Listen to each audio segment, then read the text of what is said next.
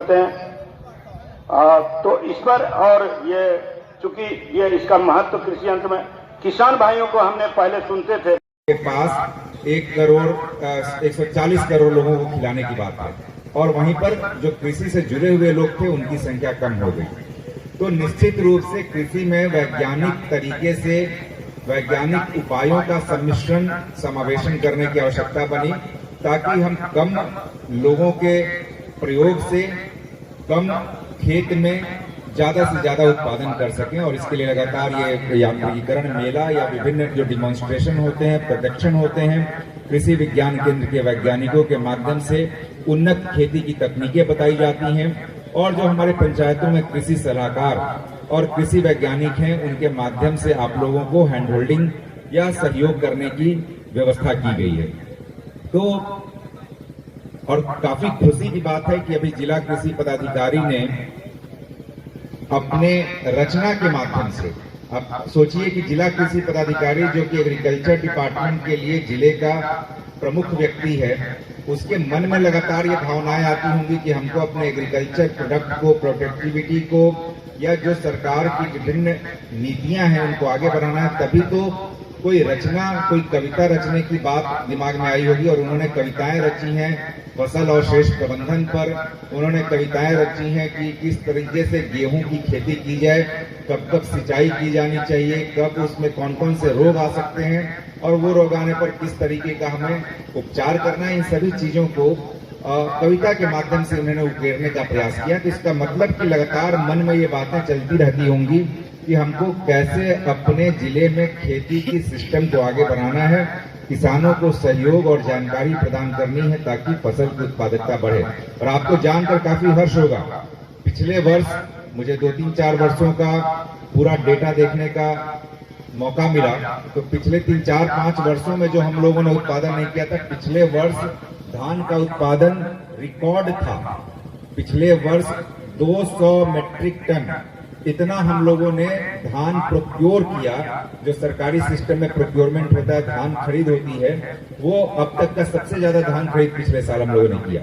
इस बार भी धान की उत्पादकता लगभग बेहतर है और इस बार भी हम लोग धान खरीद की व्यवस्था शुरू कर चुके हैं और काफी बेहतर तरीके से किसानों का निबंधन किया जा रहा है और उनका धान प्रोक्योर किया जा रहा है ताकि डिस्ट्रेस सेल यानी कि उनको मजबूरी में बेचने की नौबत ना आए। 2000 से भी अधिक रुपए उसका न्यूनतम समर्थन मूल्य रखा गया है। ये सारी व्यवस्थाएं इसलिए हैं ताकि किसानों की सुरक्षा, उनको मिनिमम इनकम की गारंटी हो सके। हमारे नेताओं ने ये स्वप्न भी देखा है कि हम 5 वर्षों में अपने किसानों की आय को दुगुना करें।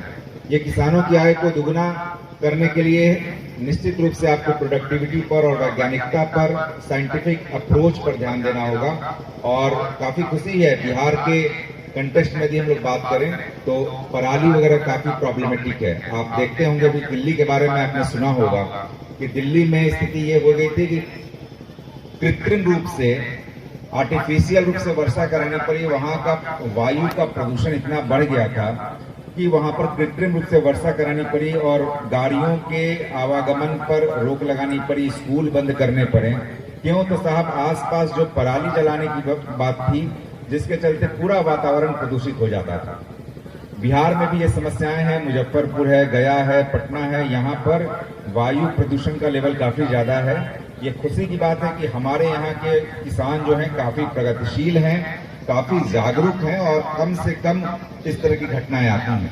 लेकिन एक भी घटना इस तरह की नहीं आनी चाहिए, इसको आप लोगों को ध्यान रखना है। और अभी जब हम लोग यहाँ पर आने के पहले जो विभिन्न स्टॉल लगे हैं और जो विभिन्न एजेंसियों ने अपने यंत्रों का प्रदर्शन किया है, एग्जिबिट किया है, तो यंत्र देख कर काफी खुशी हुई कि जो हार्वेस्टर होता है कि भाई ऊपर से ही काट देते हैं, तो ऐसे यंत्र भी हैं कि बिल्कुल नीचे से धान की कटाई या गेहूं की कटाई करेंगे, फिर पुआल की बंडल बना देंगे। इस तमाम तरह के यंत्र हैं। यदि मैनुअल लेबर हमें नहीं भी मिल रहा है तो तमाम तरह के यंत्र आ गए हैं जिनके माध्यम से पराली का बेहतर प्रबंधन किया जा सकता है, उसको जलाने की आवश्यकता नहीं है। उत्पादन मेला का आयोजन किया गया। आज कृषि यांत्रिकीकरण सह बादान मेला का आयोजन यहाँ मुशहरी स्थित कृषि कार्यालय के प्रांगण में किया गया है, जिसमें बड़ी संख्या में किसानों ने अनेक प्रखंडों से भाग लिया है। और विभिन्न एजेंसियों ने अपने यंत्रों का यहाँ पर प्रदर्शन किया है, जिससे किसान बंधु लाभ उठा रहे हैं। और हम लोगों की सोच है और विभाग की यह सोच है कि किसानों को हर तरीके से विभाग के द्वारा सहायता और सहयोग पहुँचाया जाए, उनको अवेयर रखा जाए। किसान सलाहकार और कृषि समन्वयक लगातार फील्ड में इस संबंध में कार्य भी कर रहे हैं और मुझे खुशी है कि काफ़ी बड़ी संख्या में किसानों ने आकर के इस मेला से फायदा उठाया। जीवाश्म होते हैं, जो जीवाश्म होते हैं यदि आप जलाते हैं वो सभी मर जाते हैं और मिट्टी को जो उर्वरा मिलनी चाहिए वो नहीं मिल पाती। तो वो आप जानते हैं, उसको दोहराने की आवश्यकता नहीं है। दोहराने की सिर्फ आवश्यकता धान करते करते उसको अब साइंटिफिक अप्रोच से करने की जरूरत है। अब मोटे अनाज की ओर भी लौटने की आवश्यकता है। ये हमारे हेल्थ के लिए तो जरूरी ही है और साथ साथ जब हम रोटेशनल कृषि करेंगे लगातार